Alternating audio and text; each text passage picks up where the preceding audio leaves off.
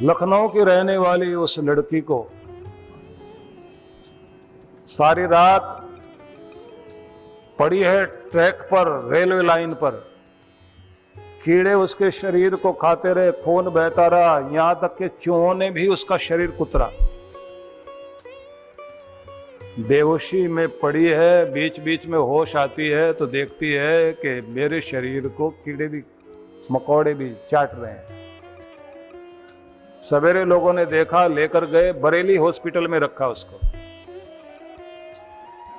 थोड़ी थोड़ी होश आती है और बेहोशी में जा रही है, खून शरीर से निकल रहा है। डॉक्टर लोग ऑपरेशन करने के लिए बैठे, वो आपस में बात कर रहे हैं। पूरा एनेस्थीसिया भी नहीं दे सकते, है ही नहीं। लोकल एनेस्थीसिया दें तो हालत खराब हो जाएगी इसकी। ऑपरेशन करना जरूरी है, नहीं तो मर जाएगी। लड़की को थोड़ी होश थी, उसने वहीं से अपने थरथराते हुए लबों से कहा कि सारी रात ट्रैक पर पड़ी रही, 49 ट्रेनें मेरे ऊपर से गुजरी हैं, उसके बाद भी जिंदा हूं और चूहों ने मेरे शरीर को कतरा। उस दर्द को भी मैंने बर्दाश्त किया है। आपके पास अगर लोकल एनेस्थीसिया है या नहीं है, कोई फर्क नहीं पड़ता, ऑपरेशन करो। ऑपरेशन हुआ। डॉक्टर ने कहा कि जो हम कर सकते थे कर दिया। दूसरे डॉक्टर ने कहा कि खून कम पड़ गया शरीर में। उन दोनों डॉक्टरों ने, क्योंकि उनका खून मैच करता था, ब्लड ग्रुप, अपना खून दिया उसको। और जब उसमें थोड़ी हिम्मत आ गई तब उन्होंने कहा कि यहाँ इलाज नहीं पूरा हो सकता, तुम्हें दिल्ली जाना पड़ेगा, एम्स में। एम्स में 6 महीने इलाज हुआ। अखबारों में बहुत कुछ आता रहा, क्योंकि पूरी कहानी नहीं बता रहा हूं, आपको सार बता रहा हूं। मैंने बहुत कुछ सुनाना है आपको। जब ठीक हो गई, नकली पांव लगाया गया, जो उसके कमर के फ्रैक्चर थे वो भी ठीक हुए। डॉक्टर ने कह दिया पूरी जिंदगी लंगड़ा के चलना पड़ेगा, क्योंकि तुम्हें नकली पांव जरूर लगाया गया है। थोड़ी कोशिश करोगे तो ठीक से भी चल पाओगे, मनोबल बनाए रखना। अभी तुम्हारे घुटने में दर्द होता रहेगा क्योंकि टांग कटी है, और इस नकली टांग को लगाने के बाद भी बीच बीच में दर्द भी होगा, खून भी निकल सकता है। तो तुम्हें थोड़े दिन अभ्यास करना पड़ेगा। उसने डॉक्टर को थैंक्स किया और निकली वहां से, और घर नहीं गई। जिस महिला ने, भारत की पहली महिला जिसने एवरेस्ट फतेह किया था, बछेंद्री पाल, उसके पास पहुंची वो और जाकर उससे कहा कि मैं एवरेस्ट की चोटी तक जाने की इच्छा रखती हूं, आप मुझे ट्रेंड करेंगे? उसने देखा ये लंगड़ा के चल रही है, बोले तुम्हारा पांव ठीक है, टांग ठीक है? उसने कहा अब ठीक है, अभी तक नहीं ठीक थी। पूरी कहानी उसने बताई अपनी। बताने के बाद ये कहा कि अगर भगवान ने मुझे इस हालत में भी जिंदा रखा है तो कुछ बड़ा करने के लिए जिंदा रखा है, इसलिए जिंदा रखा है कि दुनिया की सबसे ऊंची चोटी पर मैं पहुंचूं। बछेंद्री पाल ने कहा कि तुम्हारा शरीर अपंग हो गया। कहती है शरीर अपंग हुआ, मन तो नहीं, हिम्मत तो नहीं, साहस तो नहीं। जिसका साहस अपंग हो गया, जिसकी हिम्मत अपंग हो गई और जिसका मन अपंग हो गया, वो तो इस जमीन पर भी सीधा नहीं चल सकता। मेरी हिम्मत बहुत है, मैं जा सकती हूं वहां तक। सुनते ही बछेंद्री पाल खड़ी हो गई और कहने लगी मैं तुम्हें ट्रेंड करूंगी। और उसके बाद प्रसंग चल रहा है, क्योंकि मैं कोई भी नकली उदाहरण नहीं देता, ये याद रख लेना। मैं जब भी कोई बात, क्योंकि भगवान की वाणी की बात जब चर्चा करनी होती है, मैं हमेशा ये सोचता हूं कि सच सत्य वाणी का जब प्रचार करना है तो झूठा उदाहरण कभी मत दो, गप्पे मत लड़ाओ, क्योंकि आपकी जिम्मेदारी है बैठे हुए हर आदमी के अंदर, क्योंकि अर्जुन के मन को जगाया था भगवान श्री कृष्ण ने, और व्यासपीठ पर बैठ करके जब गीता सामने रखी हो, प्रत्येक व्यक्ति के मन को अर्जुन का मन समझना चाहिए और उसके मन को वीर अर्जुन बनाने की चेष्टा करनी चाहिए। इसलिए मैं आपके सामने उदाहरण को थोड़ा सा और वो भी बता देता हूं जो इसके साथ जुड़ी हुई बात है। इसने तैयारी की और एवरेस्ट फतेह करने के लिए चल पड़ी और शेरपा लिया अपने साथ, क्योंकि वहां तो वही लोग साथ देते हैं पहाड़ों में, वहां के खिलाड़ी वही होते हैं। कोच अपने साथ लिए, ऑक्सीजन ली, सब साधन लेने के बाद उसने शुरुआत की, और मैं लंबा ना करते हुए बता रहा हूं, एवरेस्ट तक पहुंची। कितनी बार टांग में खून निकला। एवरेस्ट तक पहुंचते पहुंचते उसका शेरपा कहता है कि तुम्हारे पास ऑक्सीजन थोड़ी सी बची है, अब यहां ज्यादा देर तक रुकना नहीं। जैसे ही ऊपर तक गई तो वो कहती है कि मैंने रास्ते में कितने कंकाल देखे हैं जो पर्वतारोही ऊपर गए थे और वो बेचारे पहुंच नहीं पाए और वहां उनकी मौत हो गई, तो उनके शरीर के कंकाल थे। जब ऊपर जा रहे थे तो उन कंकालों को देखने के बाद आदमी की हिम्मत कितनी टूटती है। और जब मैं चोटी पर पहुंच गई, मेरा कोच, मेरा शेरपा मेरे साथ जो है वो बार बार कह रहा ऑक्सीजन बहुत थोड़ी सी है, जल्दी से निकलो। और मैं वहां भारत का झंडा उस शिखर पर गाड़ कर अपने शेरपा के हाथ में कैमरा देकर कह रही हूं कि मेरा फोटो खींचो। उसने फोटो खींचना शुरू किया। एक फोटो लेने के बाद बोला अब फोटो भी आ गया, अब निकलिए। मैंने उससे कहा कि अब वीडियो बनाओ। अब वो कहता तुम कर क्या रहे हो, तुम्हारी ऑक्सीजन खत्म हो गई, थोड़ी सी बची है, यहां से वापस नहीं जा पाओगे। इसने कहा वीडियो तो बनाओ। वो कहती है मैं मन में सोच रही थी कि पता नहीं वापस जा पाऊं नहीं जा पाऊं, दुनिया ये देख सके जरूर कि ये यहाँ खड़ी थी, भारत का झंडा यहाँ गाड़ा है इसने और शिखर तक पहुंची है, इसलिए कि कम से कम इस दुनिया को ये बताया जा सके अगर तुम मन में ठान लो तो क्या नहीं कर सकते। थोड़ा सा वीडियो बनाया उसने और वीडियो बना के कैमरा दिया उसके हाथ में और शेरपा चल पड़ा नीचे। उसने कहा कि तुम आओ ना आओ तुम्हारी मर्जी। अब इसने वापस जाना शुरू किया, ऑक्सीजन खत्म हो गई, शरीर नीला पड़ने लगा और ये गिरने ही वाली थी। अब जिस आदमी की इतनी हिम्मत हो उसकी सहायता कहीं ना कहीं भगवान जरूर करता है। और देशों के यात्री पर्वतारोही वो भी ऊपर जाने के लिए आ रहे थे। उनमें से एक ने देखा, क्योंकि ट्रेनिंग बहुत पूरी हर एक की होती है, उसने देखा कि ये जो लुढ़क रही है इसका मतलब ऑक्सीजन खत्म हो गई। उसने अपनी बोतल ऑक्सीजन की फेंकी उसकी तरफ, उसके पास एक्स्ट्रा थी और इसने पकड़ लिया उसे और जैसे ही लगाया आ गया सांस, मस्ती के साथ नीचे उतरती हुई आई और नीचे आकर इसने वी का निशान बना करके कहा जीत मन में थी, जीत प्राप्त कर ली है मैंने, मैं आ गई।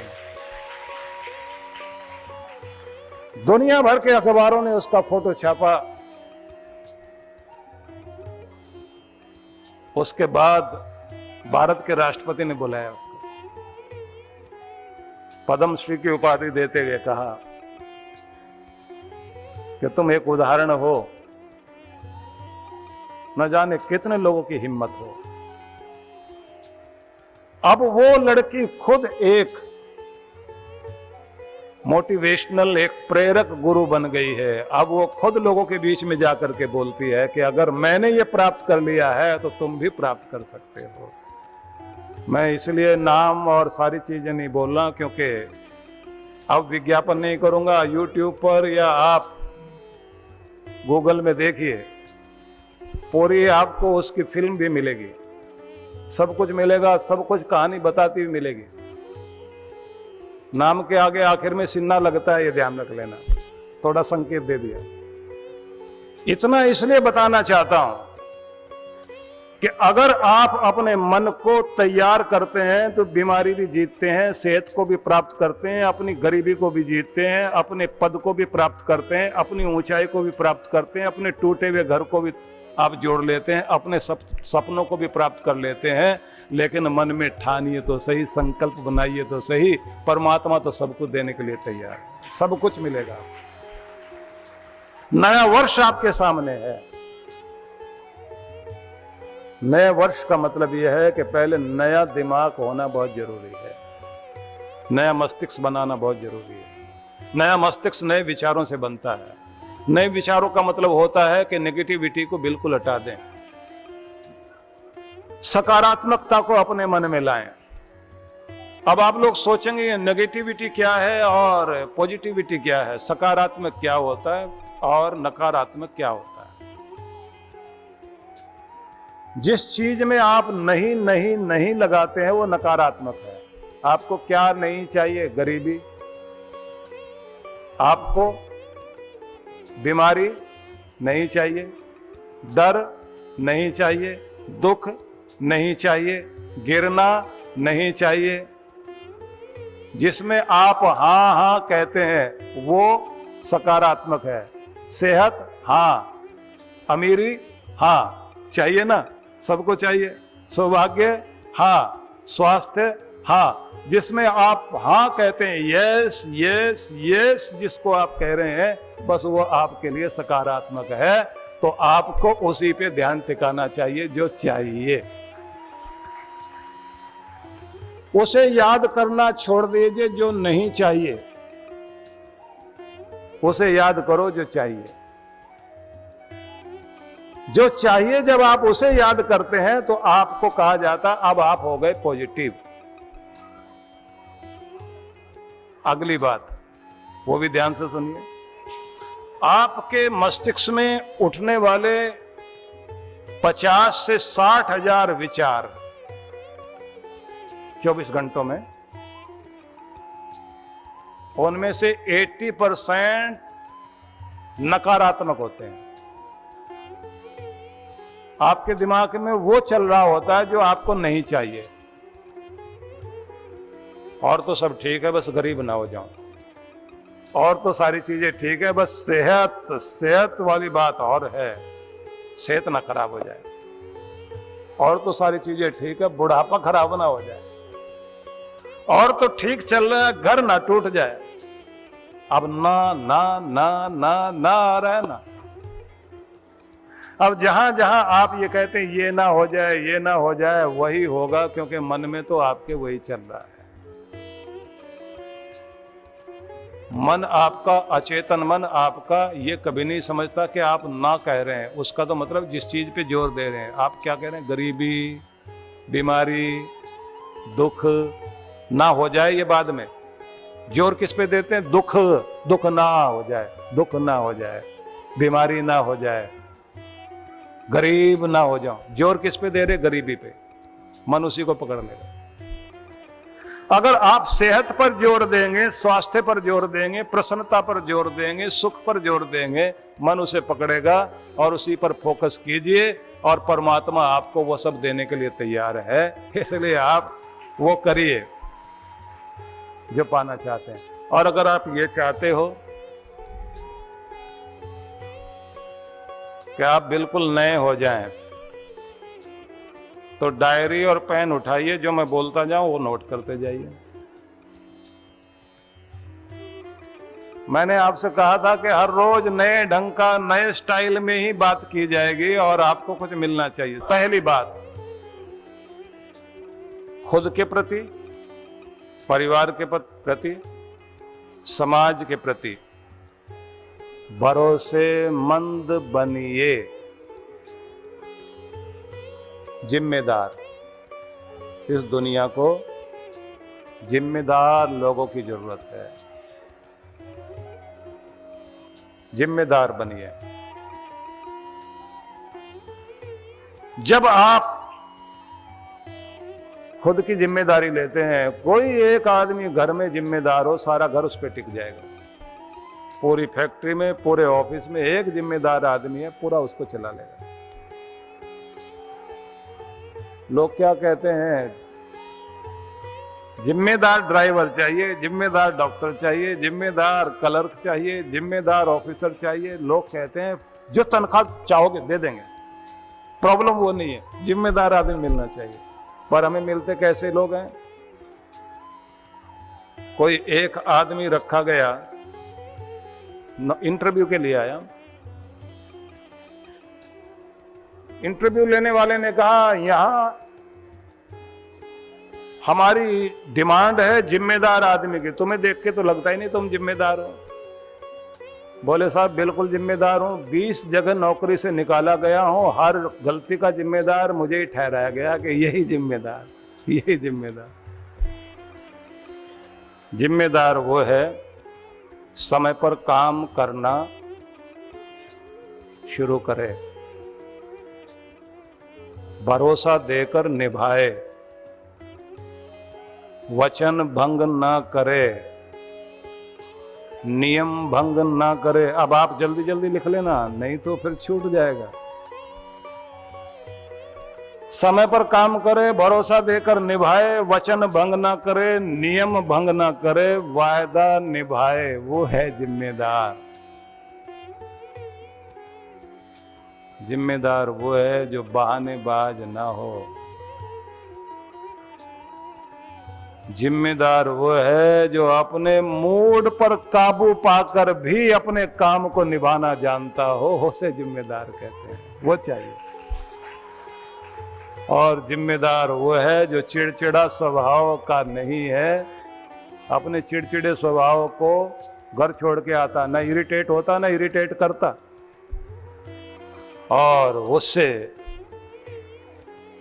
जिसको स्वयं पर भरोसा है और अपने ब्रेक का इस्तेमाल करना जानता है। कहाँ जबान पर ब्रेक लगाना, कहाँ अपने खाने पर, कहाँ व्यवहार करने पर, कहाँ बर्दाश्त करने पर, और कहाँ जोश दिलाना है और कहाँ खुद को रोकना है। तो इसलिए अगर मैंने एक बात कही कि जिम्मेदार बनिए, भरोसेमंद बनिए, अगर आपको नया बनना है तो भरोसेमंद क्या होता है वो मैंने पूरी बात कही आपको। नहीं तो एक शब्द कह देने से बात नहीं बनेगी, उसकी गहराई में जाना बहुत जरूरी है। तो नोट किया आपने, जो आप करना चाहते हैं, पाना चाहते हैं, उसका ब्लूप्रिंट बनाइए, मानचित्र कहिए, उसकी एक फिल्म मन में बनाइए। जैसे वो काम हो ही रहा हो। दुनिया के वे लोग जिन्होंने बड़े काम किए, उन्होंने पहले अपने मन में सपने देखे। एक व्यक्ति थे,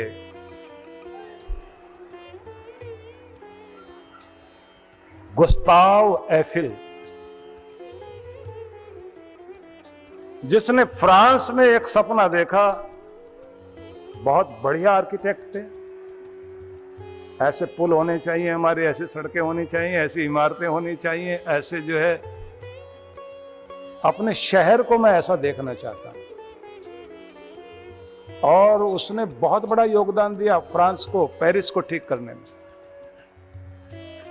और जब उसके ही अपने लोगों ने यह कहा कोई ऐसी चीज भी बना दो दुनिया याद करे, गुस्ताव एफिल ने ही वो डिजाइन कर दिया जो एफिल टावर का आप सम्मान करते हैं ना, आज दुनिया के 7 आश्चर्यों को देखते हैं। कल्पना मन में आई और उस कल्पना को कागज पे उतारा और भगवान ने वो करा दिया जो आज चमत्कार बना हुआ, पूरी दुनिया देखने के लिए जाती है। हर आदमी के अंदर बहुत सारी वो चीजें छिपी हुई हैं। जिस पर उसको खुद यकीन नहीं होता कि मेरे अंदर भी ऐसी कोई चीजें हैं। सोचिए कि अगर कोई बढ़िया संगीतकार नई धुन बनाता है, वो बनाई कैसे उसने? अपने साज को लेकर बैठा, अपना मूड बनाया, एकांत में बैठकर साज को छेड़ते छेड़ते कोई एकाएक तरंग आई। और ये लोग, आपको आश्चर्य लगेगा क्या करते हैं, जिनके अंदर ट्यून आया करती है, नई धुन आती है, नया आइडिया आता है। जैसे चार्ली चैपलिन अपने आप में आज भी बहुत बड़ा नाम है। मूक फिल्मों में हास्य को देने में उस व्यक्ति ने बहुत बड़ा योगदान दिया। उसकी अपनी विशेषता थी, वो अपना वॉइस रिकॉर्डर अपने साथ रखता था। रात में सोते सोते भी अगर सपना कोई आया और कोई नया आइडिया आया, उठ के बैठता था, उसको पहले रिकॉर्ड करता था और फिर उसको डेवलप करता था। जितने बढ़िया म्यूजिक डायरेक्टर हैं, वो नहाते हुए, काम करते हुए, कहीं घूमते हुए अचानक उनको आइडिया आएगा, तुरंत अपना रिकॉर्डर निकाल करके उसी समय वॉइस रिकॉर्डर में उस आइडिया को या उस धुन को, उस ट्यून को खुद गुनगुना के रिकॉर्ड करते हैं। क्योंकि वो तो बिजली की कौंध की तरह आता है, एक चमक आएगी अंदर। जब आपका मस्तिष्क बिल्कुल शांत होगा और आप वहां से जुड़े हुए, दुनिया से नहीं, आप किसी भी फील्ड में नया आइडिया आएगा, अगर आप उसको डेवलप कर सके, विकसित कर सकें, वो आइडिया आपको दुनिया में सबसे आगे ले जाके खड़ा कर सकता है। क्योंकि अंदर से ही भगवान सब कुछ देता है, बस आपको अपनी एकाग्रता साधनी चाहिए, मूड बनाना चाहिए, नई चीजें अपने अंदर से प्रकट करनी चाहिए। सब कुछ आपके अंदर भरा हुआ है, सारे आविष्कार आपके अंदर भरे हुए। एडिसन इतना बड़ा साइंटिस्ट था, 3 फुटबॉल ग्राउंड जितना बड़ा उस व्यक्ति का अपना वो केंद्र था, रिसर्च सेंटर, जहां बैठकर उस व्यक्ति ने नए नए आविष्कार किए। इतनी बढ़िया एकाग्रता थी उस व्यक्ति की। 17-18 घंटे तक मन एक जगह टिका हुआ, हिलता नहीं था। अगर आप अपने अंदर से कुछ नई चीजें प्रकट करना चाहते हैं, मूड बनाकर एक जगह मन टिकाना सीखिए, आपके अंदर न जाने क्या क्या प्रकट हो जाएगा। दुनिया आपकी नकल करेगी, आपको किसी की नकल करने की जरूरत नहीं पड़ेगी। इसलिए इस समय जो लिखवा रहा हूं, आप जल्दी जल्दी वो पॉइंट्स लिखते चले जाएंगे। अपने मन में मानसिक एक चित्र बनाइए, मूवी की तरह। उसके बाद उसे कैसा पूरा करेंगे, पूरा होने के बाद आपको क्या अनुभव होगा, उस सब को ध्यान में लाइए। परमात्मा से प्रार्थना करिए कि मेरा ये कार्य पूरा हो, और उसके बाद उस काम की जिद ठान लीजिए मन में कि पूरा तो करना ही है। जिद हर आदमी के अंदर होती है। जो ज्यादा जिद्दी लोग हैं, अगर उनकी जिद सही तरफ लग जाए तो वो दुनिया में सबसे ज्यादा जबरदस्त लोग हो सकते हैं। इसलिए जो ज्यादा बड़े जिद्दी लोग थे, उन्होंने ही दुनिया में इतिहास रचा। अपनी जिद को पालो जरूर, लेकिन सही जगह लगाओ। अगर घर के कलह कलेश में जिद लगा दी तो आपका घर खराब हो जाएगा। जिद को सही दिशा में लगाइए। मन में ठान लीजिए कि ये मैंने पूरा करना है, और उसके बाद आप उस पर काम करना शुरू कर दीजिए। जैसे जैसे आप काम शुरू करोगे, परमात्मा आपकी मदद करना शुरू करेगा, और एक दिन वो चीज आपकी पूरी होगी जरूर। जिन लोगों ने भी ये चीजें सोची हैं, उन्होंने दुनिया में ये सारे काम किए। देश के विदेश के हजारों उदाहरण हैं। सुनाना ज्यादा है आपको, इसलिए उदाहरण नहीं देना चाहता। आप खुद खोजोगे तो आपको अपने आसपास ऐसे लोगों के उदाहरण मिल जाएंगे। अगली बात आपसे कहना चाहता हूं, पहले हम लोग आदत सीखते हैं, जिंदगी में आदत डालते हैं, फिर आदतें हमारी जिंदगी का हिस्सा बनती हैं, और फिर उसी स्वभाव के व्यक्ति बनकर हम उसी के नाम से जाने जाते हैं। या तो हम गुस्सैल हैं, या हम आलसी हैं, या चिड़चिड़े स्वभाव के, या बहानेबाज, या कर्मठ, या सफल इंसान। सब कुछ हमारी आदतों पर निर्भर होता है। ज्ञान की बातें कितनी भी सुन लें, जीते की आदत। पुस्तक कितनी भी बढ़िया पढ़ लीजिए, चलोगे आदत के अनुसार। कितने भी संकल्प कर लीजिए, आदत जीत जाएगी और आपका संकल्प वहीं टूट करके वहीं रह जाएगा। तो आपको समझ में आ गया, आपकी जिंदगी को आपकी आदतें चलाती हैं। ध्यान से समझ लेना, इसको पकड़ लेना, नोट भी कर लेना। आपकी जिंदगी को आपकी आदतें चलाती हैं। आदतें मस्तिष्क में वो पैटर्न है जो बचपन से लेकर अब तक आपने सीखे हैं। अच्छी खबर और अच्छी बात यह है कि आप पुरानी आदतें हटा सकते हैं, नहीं डाल सकते हैं, लेकिन जिद पालनी पड़ेगी। अगर पुरानी किसी बुरी आदत को छुड़ाना है तो फिर 40 दिन का ध्यान रख लेना। 40 दिन एक चीज का अभ्यास करिए। और अगर कोई अच्छी आदत सीखनी है तो सिर्फ आपको 20 दिन काम करने की जरूरत है एक आदत पर। तो अब तक आप अपने घर को सजाते थे, अपनी बिल्डिंग को सजाते थे, आज से अपनी जिंदगी को सजाना शुरू कर दीजिए अच्छी आदतों के साथ। लिख लें अपने कागज पर, नए वर्ष में नई आदतें ये मैंने विकसित करनी है। और कोई मुश्किल नहीं, जो लोग सोच लेते हैं, मन में ठान लेते हैं, वो पूरा कर लेते हैं। सत्संग आपने बहुत सुने हैं, धार्मिक मनोरंजन बहुत किया है। अब थोड़ा सा खुद को बदलने की तैयारी कर लीजिए, क्योंकि ये सत्संग वो सत्संग है जो आपके जीवन का रंग बदलेगा, आपके जीवन का ढंग बदलेगा, आपके जीवन में नया चमत्कार लाएगा। अगर आपने इस पर पूरा विश्वास किया और आप साथ देने को तैयार हैं तो बात बनेगी। एक चीज आपको यह भी करनी है, अच्छी आदतों की शुरुआत करनी है अच्छी व्यवस्था से। अच्छी व्यवस्था कैसे होती है? आप अपने घर में एक व्यवस्था बनाइए, हर चीज की एक जगह निश्चित कर दीजिए। यहां चाबी रखी जाएगी, यहां जूते रखे जाएंगे, यहां माचिस, मोमबत्ती, लाइटर, जलाने वाली चीजें जितनी है वो सब यहां रखी जाएंगी। फाइलें यहां रखी जाएंगी, टॉर्च यहां रखी जाएगी, गाड़ियों की चाबियां एक जगह रखिए। जब भी जरूरत पड़े अंधेरे में भी जाओ और वहां से उठाओ, और जो चीज जहां से उठाई गई है वहीं रखी जाएगी। एक सामान्य उदाहरण दे रहा हूं आपको। आपके बिल भी जितने आते हैं, चाहे बिजली का है, चाहे पानी का है, चाहे आपके टैक्सेज वगैरह के हैं या कोई और चीजें हैं, आपकी जो भी कुछ ऐसी चीजें हैं जो ऑफिस में आपको, गवर्नमेंट ऑफिस में जिसकी जरूरत पड़ती है, उनके भी रखने की एक जगह बना लीजिए। और घर के लोगों की आदत डालिए, जो चीज जहां रखी जाएगी वहीं से लो और वहीं रखो। एक सिस्टम आप कायम करते हैं घर का, घर गुनगुनाना शुरू करेगा। आपका घर व्यवस्थित होना शुरू हो जाए, लक्ष्मी की कृपा भी होनी शुरू हो जाएगी और आपके जीवन में बरकत भी आएगी।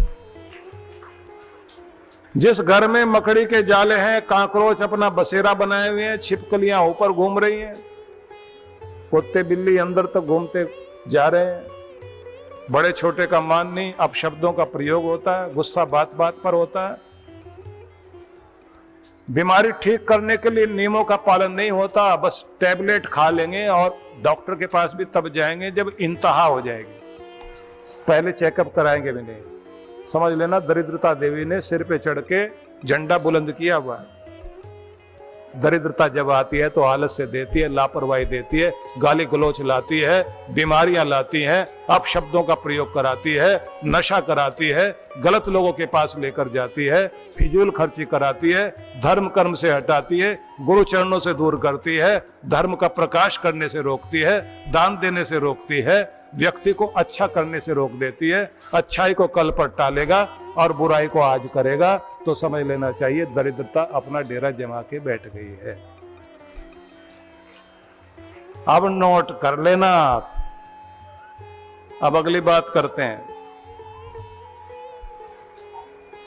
पूरे सप्ताह, पूरे महीने, 6 महीने, साल, पूरी जिंदगी की रूपरेखा ध्यान में रखकर 5 वर्षीय, 10 वर्षीय, 1 वर्षीय योजना बनाना शुरू कीजिए।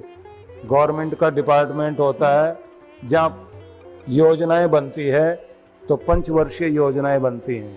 एक पूरा डिपार्टमेंट यही काम करता है। आप भी, आपका जो रविवार वाला दिन है उस दिन बैठकर योजना बनाइए और पूरा सप्ताह कैसे बिताना है इसकी योजना आप ध्यान में रखेंगे और उसी के साथ महीने की जो आखिरी तारीख आती है उसमें अगले महीने की पूरी योजना बनानी चाहिए। और जब आपका नया साल आ रहा है, संधि काल में आप बैठे हैं, तो नए साल की योजना बनाइए। जो आदमी योजना बनाकर चलता है वो जरूर कुछ न कुछ पाता है। जो बिना योजना के जीवन में जिया करता है उसे जिंदगी में कुछ नहीं मिलता। संयोग से कुछ पा भी ले तो ज्यादा देर तक टिका नहीं करता। इसलिए योजना बनाओगे। और एक चीज सीखनी है, बीच में इसलिए रुक रहा हूं कि आपको सांस लेने की जगह दे रहा हूं। प्राथमिकताएं तय करें। सबसे पहले क्या जरूरी और गैर जरूरी चीजों का आपको अंतर करना चाहिए। उसमें भी सबसे पहले करने योग्य चीजें। जिसने इसको सीख लिया उसको टाइम मैनेजमेंट आ गया, और जिसको टाइम संभालना आ गया, समय उसको जिंदगी में सबसे आगे ले जाता है। 3 चीजें ऐसी हैं जिस पर कोई टैग नहीं लगा होता कि वो कितनी कीमत की है। जब वो खो जाती हैं तब उसकी कीमत का पता लगता है। मार्केट में जाएं, आप मॉल में जाएं तो आपको हर चीज के ऊपर टैग लगा दिखाई देगा। ये इतने मूल्य की है, इतने मूल्य की है, इतने मूल्य की है, सब पर टैग लगा होता है। लेकिन 3 चीजें ऐसी हैं जिस पर कोई टैग नहीं लगा हुआ कि ये कितनी कीमत की है, पर जब खो जाएगी तब आपको पता लगेगा कितनी कीमती थी। अब वो 3 चीजें कौन सी हैं? भूमिका इसलिए बना के बोल रहा हूं क्योंकि कई चीजों को समझाने का तरीका यही होता है। जैसे मैं एक बात बहुत पहले आपको सुनाई थी कि दुनिया में एक चीज ऐसी है आपके पास जो हमेशा घटेगी, और एक चीज ऐसी है जो हमेशा बढ़ेगी। एक चीज ऐसी भी है जो घटेगी भी और बढ़ेगी भी, लगातार दोनों काम करती रहेगी।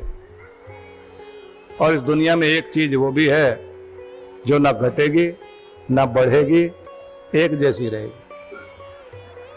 अब ये भी सुन लीजिए। जो निरंतर घटती है वो तो है उम्र, और जो निरंतर बढ़ती है वो है तृष्णा।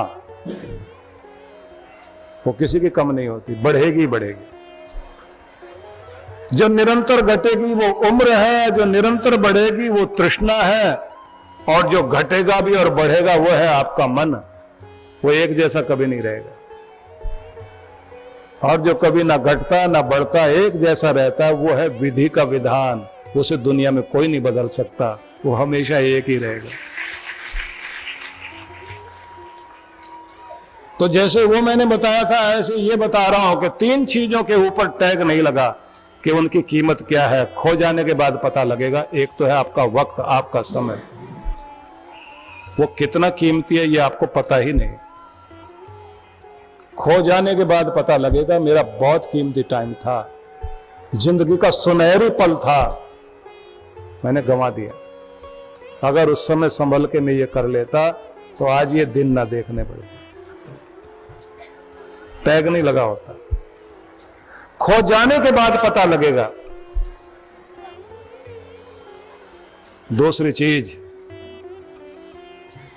आपकी सेहत, इस पे भी कोई टैग नहीं लगा होता।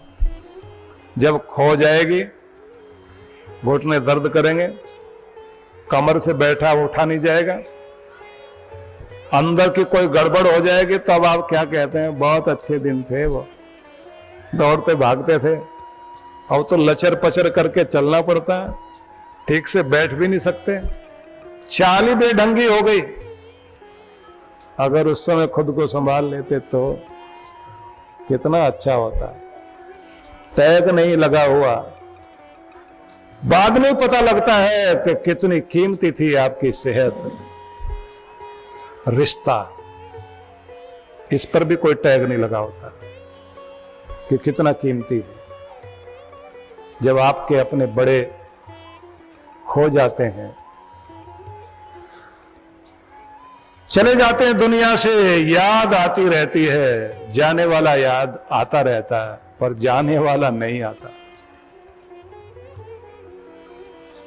बचपन से लेकर अब तक खेले खाए बड़े हुए, साथ साथ हंसे बोले, न जाने कितनी कितनी चीजें साथ बिताई। अपना वो प्यारा जब छूट जाता है, जाने के बाद बहुत याद आता है, बहुत कीमती था।